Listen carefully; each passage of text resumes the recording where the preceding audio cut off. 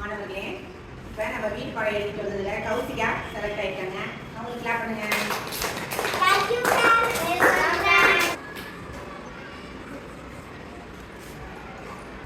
அடுத்தது நம்ம ஸ்ரீதர் அழகா எழுதிட்டார் வீட்டு பாடம். அவங்களுக்கு கிளாப் பண்ணுங்க. அடுத்தது ரித்திகா ஸ்ரீ வீட்டு பாடம் அழகா எழுதிட்டாங்க. அவங்களுக்கு கிளாப் பண்ணுங்க.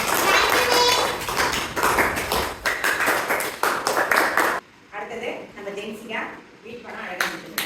அவங்களுக்கு